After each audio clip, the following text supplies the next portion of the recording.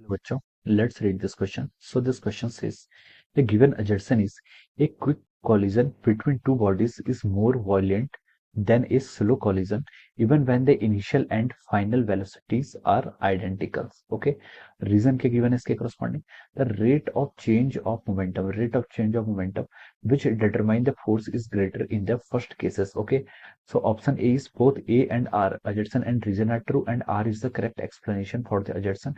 Option B is both assertion and reason are true, but reason is not the correct explanation of the assertion. Option C is assertion is true, but reason is false. Option D is assertion is false, but reason is true. Option E is both assertions and reasons are false. Okay, तो चलिए बच्चों, अब हम इस question को start करते हैं. तो देखिए बच्चों, इस क्वेश्चन का की कॉन्सेप्ट आप क्या लिख सकते हैं. The key concept of this question, इस क्वेश्चन में हमें क्या बताना है. इस क्वेश्चन में हमें बताना है कि आपको यहाँ पर आपको दो assertion और रीजन दिए गए और आपको इसके करस्पॉन्डिंग बताना है. ओके, तो देखिए बच्चों, इस क्वेश्चन का की कॉन्सेप्ट आप क्या लिख सकते हैं. इस क्वेश्चन का की कॉन्सेप्ट आप लिख सकते हैं फोर्स. क्या लिख सकते हैं, force. Force is the key concept of this question. Okay, तो देखिए बच्चों, फोर्स होता क्या है. फोर्स को हम डिफाइन करते हैं. आपका force is define as a force is a vector quantity. It is define as a rate of change of momentum. The rate of change of momentum, this is define as the force. इसको हम क्या करते हैं, force से आपका define करते हैं. Okay, तो this is the definition of our force. Force क्या था आपका, rate of change of momentum. अब देखिए बच्चों, अब हम इस क्वेश्चन पर मूव करते हैं. क्वेश्चन पर आपको assertion गिवन है और क्या गिवन है, आपको रीजन गिवन है. assertion में देखिए क्या लिखा है. assertion में लिखा है कि एक quick collision between two bodies is more violent than a slow collision even when the initial and final velocities are identical.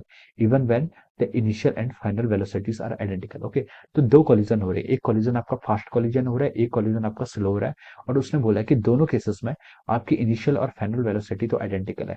अगर आपकी देखिए जो rate of change of momentum, momentum का जो चेंज होता है, मोमेंटम चेंज को क्या लिख सकते हैं, मोमेंटम चेंज को आप लिख सकते हैं P F minus of P I divided by D T. Okay, divided by delta T. Okay, तो देखिए जो आपका चेंज इन मोमेंटम है, चेंज इन मोमेंटम कब होगा, जब आपका मास और वेलोसिटी में से कोई भी क्वांटिटी क्या होगी, चेंज होगी. ओके, तो देखिए इस केसेस में हम एज्यूम करेंगे कि मास तो आपका कांस्टेंट रहेगा. ये आपका नॉन रिलेटिविस्टिक केसेस मानेंगे, मास कांस्टेंट रहेगा और यहाँ पर आपकी वेलोसिटी चेंज करेगी. ओके, तो यहाँ पर क्या होगा, सिर्फ आपका चेंज किस में होगा, चेंज इन द वेलोसिटी. इसको हम लिख सकते हैं F m v f minus v i divided by the delta t. Delta t क्या आपका टाइम टेकन या फिर टाइम इंटरवल की बात कर रहे हैं. ओके, तो देखिए इसमें उसने क्वेश्चन में बोला गया है कि even when the initial and final velocities are identical, अगर दोनों केसेस में इनकी वेलोसिटी आइडेंटिकल है, आइडेंटिकल तरीके से चेंज हो रही है, तो हम बोल सकते हैं कि जो आपका फोर्स है वो आपका मोमेंटम से तो फिर इंडिपेंडेंट हो जाएगा, क्योंकि भले ही वो स्लो कॉलिजन हो चाहे वो फास्ट कॉलिजन हो, चेंज इन मोमेंटम तो दोनों में सेम है. ओके, अगर आपका स्लो कॉलिजन होगा, अगर हम बात करते हैं फर्स्ट आपका स्लो कॉलिजन की, स्लो कॉलिजन में क्या होगा, आपका डेल्टा जो आपका टाइम इंटरवल इसकी वैल्यू ज्यादा होगी,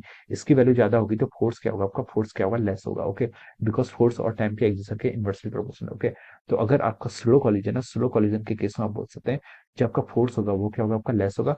अगर आपका कॉलिजन क्या होता है, फास्ट कॉलिजन होता है, अगर आपका कॉलिजन बहुत फास्ट होता है, तो डेल्टा टी की वैल्यू क्या होगी, आपकी स्मॉलर होगी. डेल्टा टी की वैल्यू स्मॉलर होगी, तो हम बोल सकते हैं आपकी फोर्स की वैल्यू क्या होगी, लार्ज होगी. ओके, तो इस केस में आपका फोर्स क्या होगा, आपका लार्ज मैग्नीट्यूड का होगा. ओके, तो क्वेश्चन में गिवन था देखिए, एक ऑब्जेक्शन में गिवन है quick collision between two bodies is more violent than a slow collision even when the initial and final velocities are identical. Okay, तो देखिए जो आपका क्या स्लो कोलिजन है, स्लो कोलिजन में फोर्स लेस एक्ट कर रहा है और फास्ट कोलिजन में आपका क्या है, फोर्स ज्यादा एक्ट कर रहा है, तो इसलिए क्या होगा, ज्यादा वायलेंट होगा. ओके, तो हम बोल सकते हैं कि इस क्वेश्चन के करस्पॉन्डिंग जो आपका अजर्सन है, अजर्सन इज द करेक्ट. अजर्सन तो आपका बिल्कुल करेक्ट है. ओके, अब देखिए, अब हम मूव करते हैं यहाँ पर आपका रीजन पे. इसके करस्पॉन्डिंग आपको रीजन क्या गिवन है. रीजन में बोला गया कि the rate of change of momentum which determine the force is greater in the first case. Okay, rate of change of momentum. देखिए rate of change of momentum क्या होता है, आपका एफ. फोर्स को हम क्या बोलते हैं, आपका rate of change of momentum होता है. Okay, this is a definition of our force. Okay, तो उसने बोला कि rate of change of momentum which determine the force is greater in the first case.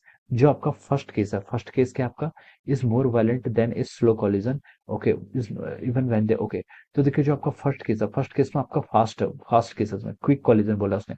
तो जब आपका देखिए क्विक कॉलिजन होगा यानी कि फास्ट कॉलिजन होगा, तो उस केस में आपका फोर्स का मैग्नीट्यूड क्या होगा, ज्यादा होगा as compared to the slow collision. Okay, तो हम बोल सकते हैं कि अगर आपका यहाँ पर क्या होगा, आपका अगर हम बोल सकते हैं यहाँ पर आपका फास्ट जब आपका क्विक कॉलिजन होगा तो आपका टाइम लेस होगा, तो उस केस में आपका जो फोर्स होगा वो क्या करेगा, आपका ज्यादा एक्ट करेगा. तो rate of change of momentum which determine the force is greater in the first case. Okay, तो ये स्टेटमेंट भी आपका बिल्कुल करेक्ट है। ओके, तो एजर्सन भी करेक्ट है यहाँ पर आपका, और रीजन भी करेक्ट है, और जो रीजन है it is the correct explanation for the एजर्सन।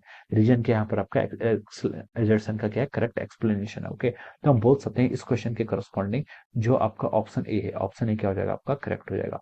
Option A is the correct answer of this question. Option A will be the correct answer of this question. Okay, so this will be the correct answer. So I hope you all understood this concept. All the best and thank you so much.